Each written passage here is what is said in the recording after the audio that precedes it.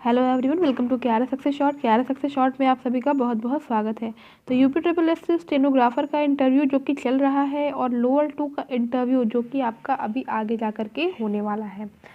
इन दोनों के इंटरव्यू के लिए कुछ इंपॉर्टेंट टॉपिक्स हैं जो कि करंट से रिलेट करते हैं और बहुत ही ज़्यादा इंपॉर्टेंट है। इनसे जो है क्वेश्चंस जो हैं अभी स्टेनोग्राफर के इंटरव्यू में पूछे भी जा रहे हैं और ऐसे ही कुछ और भी टॉपिक्स हैं जो कि बहुत ज़्यादा इंपॉर्टेंट है और इनसे क्वेश्चंस आपसे पूछे ज़रूर जाएंगे। तो सबसे पहले तो जो स्टेनोग्राफर के बच्चे हैं उन लोग को मैं बता दूं कि आज हमारी लाइव क्लास नहीं हुई है बिकॉज़ मेरी तबीयत थोड़ी सही नहीं है, आपको लग रहा होगा मेरी आवाज़ से भी। तो इस वजह से आज मैं लाइव क्लास नहीं ले पाई हूँ, लेकिन वीडियो डालना ज़रूरी था। तो ये जो है कुछ इंपॉर्टेंट टॉपिक्स हैं जिनको आप ज़रूर से देख के जाएँ। कई सारे बच्चों से पूछ लिया जा रहा है तो कुछ लोग जो है आंसर नहीं कर पा रहे हैं, तो इन टॉपिक्स को भी ज़रूर से देख लें। तो जो लोग नए हैं मेरे चैनल पे वो मेरे चैनल को सब्सक्राइब कर लें और चलिए शुरू करते हैं हमारा आज का वीडियो।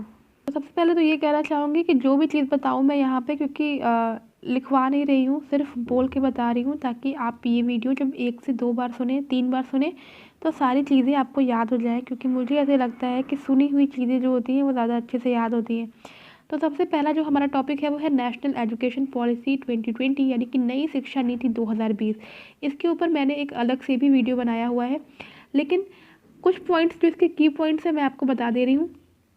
आपको पता ही होगा कि हाल ही में जो आपकी सेंट्रल गवर्नमेंट है उन्होंने जो है राष्ट्रीय शिक्षा नीति जो है क्या की है, इसको मंजूरी दे दी है। ठीक है, ध्यान से सुनिएगा, सुनने में 2 से 3 बार आप सुनेंगे आपको याद हो जाएगा। ठीक है, जो नई शिक्षा नीति है 34 वर्ष पुरानी राष्ट्रीय शिक्षा नीति 1986 को प्रतिस्थापित करेगी।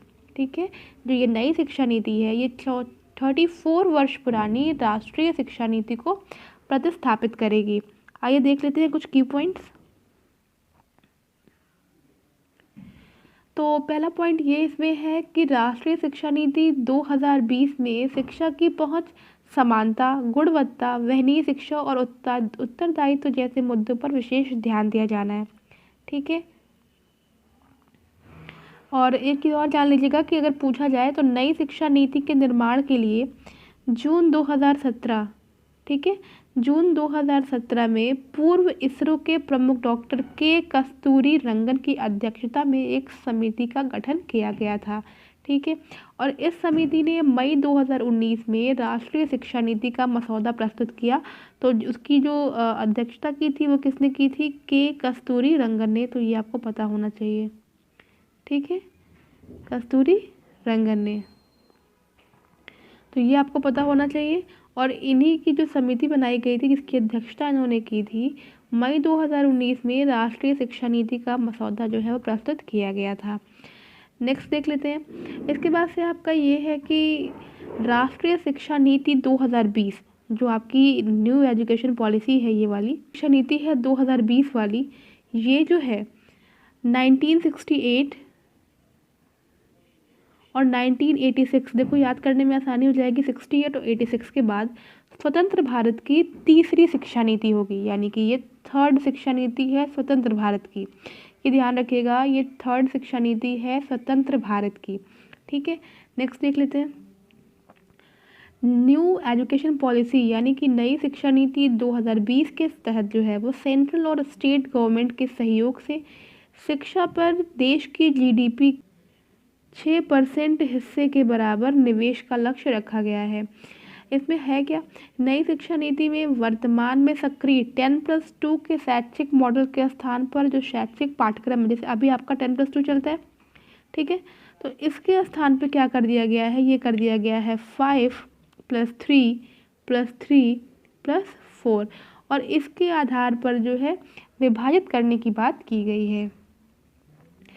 जो मैं की पॉइंट है सिर्फ वही बता रही हूँ ताकि आपको याद हो जाए। 10+2 को हटा करके 5+3+3+4 को करने की बात की गई है। नेक्स्ट है कि तकनीकी शिक्षा, भाषाई बाध्यताओं को दूर करने के लिए, दिव्यांग छात्रों के लिए शिक्षा को सुगम बनाने के लिए तकनीकी के प्रयोग को बढ़ावा देने पर बल दिया गया है। यानी कि जो आपका तकनीकी है, ठीक है ना, जो टेक्निकल प्रयोग हैं उनको जो है बढ़ावा देने पर बल दिया गया है। नेक्स्ट पॉइंट है कि इस शिक्षा नीति में छात्रों में रचनात्मक सोच, तार्किक निर्णय और नवाचार की भावना को प्रोत्साहित करने पर भी बल दिया गया है। तो यही 4-5 की पॉइंट्स अगर आप बता देंगे तो ये बहुत ज़्यादा होगा। ठीक है, अब आती है बात इसमें कुछ और जो पॉइंट हैं। MHRD, मैं बता दूं आपको, MHRD अगर ये आपको नहीं पता है तो बता दूं, ये क्या है? ये है मानव संसाधन विकास मंत्रालय, जिसे हम इंग्लिश में बोलते हैं ministry of human resource development. ठीक है, मिनिस्ट्री ऑफ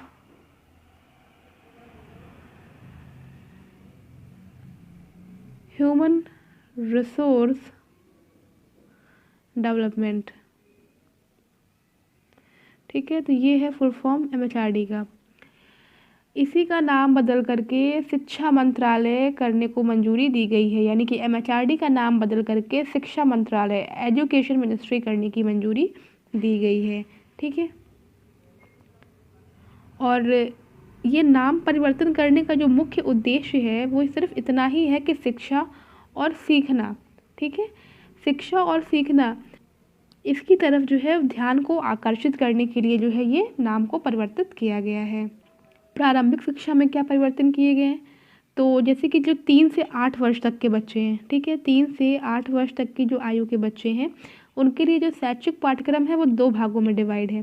ठीक है, तो जैसे 3 वर्ष से 6 वर्ष, पहला जो है आपका वो है 3 से 6 वर्ष। तो जो 3 से 6 वर्ष वाले बच्चे हैं उनके लिए आंगनबाड़ी, आप बोल सकते हैं बाल वाटिका, प्री स्कूल के माध्यम से मुफ्त, सुरक्षित और गुणवत्तापूर्ण प्रारंभिक बाल्यावस्था देखभाल और शिक्षा की व्यवस्था की जानी है। ठीक है, ये हो गया 3 से 6। उसके बाद से आपका नेक्स्ट आता है 6 से 8। यहाँ तक के बच्चों को प्राथमिक विद्यालयों में कक्षा 1 और 2 में शिक्षा प्रदान की जाएगी, यानी कि क्लास 1 एंड 2। एक पॉइंट और है कि प्रारंभिक शिक्षा को बहुस्तरीय खेल और गतिविधि आधारित बनाने की प्राथमिकता दी जाएगी, यानी खेल खेल में शिक्षा देने का प्रावधान किया जाएगा यहाँ पे। एक पॉइंट और है भाषा की विविधता के लिए।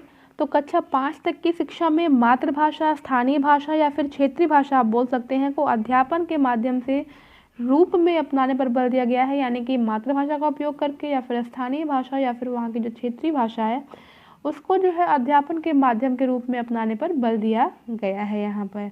ठीक है, अगर साथ ही साथ इस नीति में मातृभाषा को कक्षा 8 और आगे की शिक्षा के लिए प्राथमिकता देने का सुझाव भी दिया गया है। इम्पॉर्टेंट पॉइंट की बात करें अगर यहाँ पे, तो उच्च शिक्षा में क्या किया गया है? उच्च शिक्षा में जो आप कह सकते हैं कि यहाँ पर 3 या 4 वर्ष के स्नातक कार्यक्रम में छात्र कई स्तरों पर पाठ्यक्रम को छोड़ सकेंगे। ठीक है ना, और उन्हीं के अनुरूप जो है उन्हें डिग्रियाँ जो है वो प्रदान की जाएंगी। जैसे कि 1 वर्ष के बाद अगर आप 1 साल का करते हैं, 1 ईयर, तो आपको क्या मिलेगा? सर्टिफिकेट मिलेगा। ठीक है, डिग्री की बात हो रही है यहाँ पे। अगर आप 2 साल का करते हैं तो आपका वो क्या होगा? वो एडवांस डिप्लोमा होगा। ठीक है, एडवांस डिप्लोमा। और अगर आप इसके बाद से 3 वर्ष की बात करते हैं अगर, तो वो आपके स्नातक की डिग्री होगी। और अगर आप 4 वर्ष की बात करते हैं तो वो शोध के साथ स्नातक। ठीक है, तो ये चीज़ें जो है परिवर्तित हुई हैं नई शिक्षा नीति में। एक इम्पॉर्टेंट पॉइंट और है कि नई शिक्षा नीति में एमफिल कार्यक्रम को समाप्त कर दिया गया है। ठीक है ना, तो एमफिल को ख़त्म कर दिया गया है नई शिक्षा नीति में। अगर आपको अलग से कुछ देखना होगा तो आप जो है, मैंने इसके लिए अलग से एक वीडियो बनाई है, आप वहाँ पे देख सकते हैं। लेकिन फ़िलहाल मैंने सारे की पॉइंट्स यहाँ पे कवर कर दिए जितना आप वहाँ बता सकें। इतना भी अगर आप बता रह जाएंगे तो ये बहुत ज़्यादा है। तो आइए देख लेते हैं अब हम अपना सेकेंड टॉपिक कौन सा है। नेक्स्ट हमारा टॉपिक है 5G क्या है। तो 5G, जैसा कि सभी को पता होगा कि 5G है क्या। तो 5G टेक्नोलॉजी एक है और इसका फुल फॉर्म होता है 5th जनरेशन। ठीक है, 5G क्या है? ये एक टेक्नोलॉजी है और इसका फुल फॉर्म होता है 5th जनरेशन। ठीक है, ये होता क्या है? ये बहुत ही लेटेस्ट सेल्यूलर टेक्नोलॉजी है। साधारण शब्दों में आप कह सकते हैं कि ये क्या है? ये एक लेटेस्ट, आप बोल सकते हो सेल्यूलर, ठीक है, टेक्नोलॉजी है जिसे कि ख़ास तौर से इंजीनियर्ड किया गया है, जैसे कि वायरलेस नेटवर्क की स्पीड को और भी आसानी से बढ़ाया जा सके। ठीक है ना, वायरलेस नेटवर्क की स्पीड को बढ़ाने के लिए जो है 5G का यूज़ किया जा सकता है। नेक्स्ट आती है बात असीम पोर्टल क्या है। तो असीम पोर्टल क्या है? असीम पोर्टल जो है ये एक आत्मनिर्भर स्किल्ड एम्प्लॉयर मैपिंग या फिर आप बोल सकते हैं असीम पोर्टल। ठीक है, इसका फुल फॉर्म क्या है? पहले तो असीम को हम लिखते कहते हैं, ये होता है आपका ASEEM, असीम। तो ए से आपका हो गया क्या? आत्मनिर्भर। ठीक है, एस से क्या हो गया? स्किल्ड। ई से क्या हो गया? एम्प्लॉय। ई से क्या हो गया? एम्प्लॉयर। और एम से क्या हो गया? मैपिंग। तो ये आप ध्यान रखिएगा। असीम पोर्टल ये एक ऐसा प्लेटफॉर्म है जो कि एम्प्लॉयमेंट एक्सचेंज की तरह काम करेगा। असीम पोर्टल क्या है? ये एक ऐसा प्लेटफॉर्म है जो कि एक एम्प्लॉयमेंट एक्सचेंज की तरह काम करेगा, जिस पर कुशल कर्मचारी और नियोक्ता ऑनलाइन आवेदन करके अपनी प्रोफाइल बना सकते हैं। ठीक है, इसको ध्यान रखिएगा कि क्या है असीम पोर्टल। और क्वेश्चन ये भी आ सकता है कि असीम पोर्टल जो है किस राज्य के लिए लागू किया गया है? तो ये असीम पोर्टल जो है वो किसी राज्य के लिए लागू नहीं किया गया है, वरन ये संपूर्ण देश के लिए लागू कर दिया गया है। ठीक है, नेक्स्ट आपकी बात आती है नेट ज़ीरो एमिशन। ठीक है, नेट ज़ीरो एमिशन क्या होता है? ध्यान से सुनिएगा इसे। नेट ज़ीरो एमिशन का मतलब है एक ऐसी अर्थव्यवस्था तैयार करना जिसमें जीवाश्म ईंधनों का इस्तेमाल ना के बराबर हो, यानी कि जीवाश्म ईंधन जो है वो ना यूज़ किए जाएं। ठीक है, कार्बन उत्सर्जन करने वाली दूसरी चीज़ों का इस्तेमाल एकदम कम हो, यानी कि जिन चीज़ों से कार्बन का उत्सर्जन होता है उन चीज़ों का इस्तेमाल एकदम कम हो। ठीक है, और उसे सामान्य करने के लिए कार्बन सोखने के इंतजाम भी साथ में किए जाएं। यानी कि नेट ज़ीरो एमिशन का मतलब एक ऐसी व्यवस्था तैयार करना है जिसमें कार्बन उत्सर्जन का स्तर जो हो वो लगभग शून्य हो। ठीक है, नेट ज़ीरो एमिशन क्या है? नेट ज़ीरो एमिशन एक ऐसी व्यवस्था है जिसमें कार्बन उत्सर्जन का स्तर लगभग शून्य हो।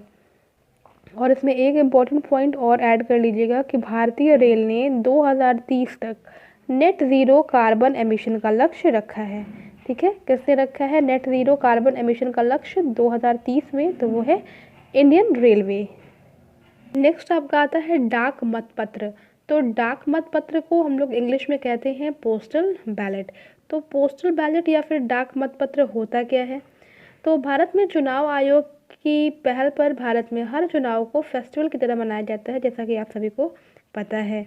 ठीक है, और इसी कारण से जो है चुनाव आयोग जो है इस बात को हमेशा सुनिश्चित करता रहता है कि चुनाव में ज़्यादा से ज़्यादा जो है वो मतदान हो या फिर कोई भी वोटर छूट ना जाए।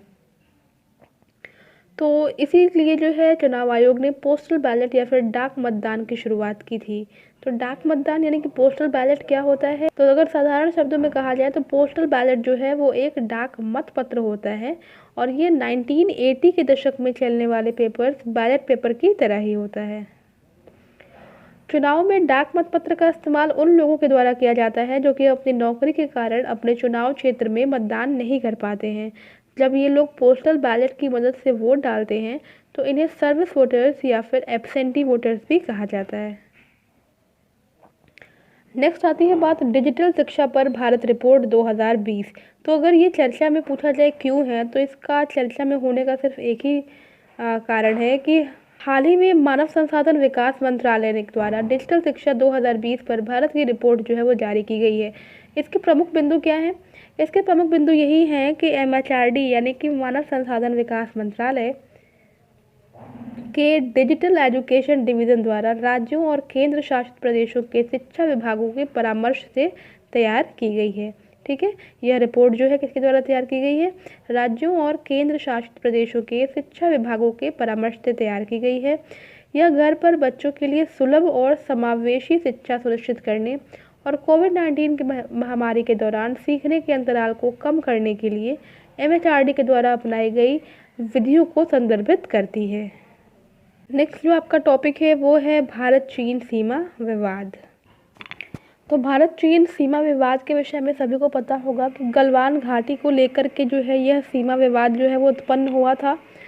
तो इसको आप एकदम अच्छे से पढ़ लेंगे। ठीक है, इसके बाद से आता है नेक्स्ट टॉपिक, वो है अटल सुरंग। तो अटल सुरंग पे मैंने अच्छे खासे क्वेश्चंस करा दिए हैं। आप वीडियो में मेरे चैनल पे जाकर के प्लेलिस्ट पे जाकर के वहाँ से UPSSC इंटरव्यू का जो भी आपको लिंक मिलेगा वहाँ से आप उसको देख सकते हैं, अटल सुरंग। नेक्स्ट है आपका राम जन्मभूमि। तो इसके विषय में भी कराया जा चुका है, पूरा एक वीडियो बना हुआ है, वहाँ से देख सकते हैं। इसके बाद से है आपका नेक्स्ट प्लाज्मा थेरेपी क्या है। तो बात आती है प्लाज्मा थेरेपी की। तो प्लाज्मा थेरेपी को मेडिकल साइंस की भाषा में प्लाज्मा फेरेसिस नाम से जाना जाता है। ठीक है, प्लाज्मा थेरेपी को मेडिकल साइंस की भाषा में प्लाज्मा फेरेसिस के नाम से जाना जाता है। प्लाज्मा थेरेपी से तात्पर्य एक ऐसी प्रक्रिया से है जिसमें खून के तरल पदार्थ या प्लाज्मा को रक्त कोशिकाओं से अलग किया जा सकता है। ठीक है, तो एक सिंपल से शब्द में जो इसकी डेफिनेशन होती है कि प्लाज्मा थेरेपी है क्या, तो आप ये कह सकते हैं कि प्लाज्मा थेरेपी से तात्पर्य एक ऐसी प्रक्रिया से है जिसमें ब्लड के तरल पदार्थ या प्लाज्मा को रक्त कोशिकाओं से अलग किया जाता है। ठीक है, इसके बाद यदि किसी व्यक्ति के प्लाज्मा में अनहेल्दी टिश्यूज़ मिलते हैं तो उसका इलाज समय रहते शुरू किया जाता है। तो यही होता है प्लाज्मा थेरेपी। और प्लाज्मा थेरेपी आपको पता है कि इन दिनों काफ़ी सुर्खियों में रहा है, क्योंकि इस समय जो वर्तमान में महामारी फैली हुई है, इसके इलाज के कारगर तरीके से रूप में इसे देखा जा रहा है। तो इस समय जो है प्लाज्मा थेरेपी पे काफ़ी अनुसंधान भी किए जा रहे हैं ताकि पता लगाया जा सके कि इससे कोरोना वायरस का इलाज संभव है या फिर नहीं संभव है।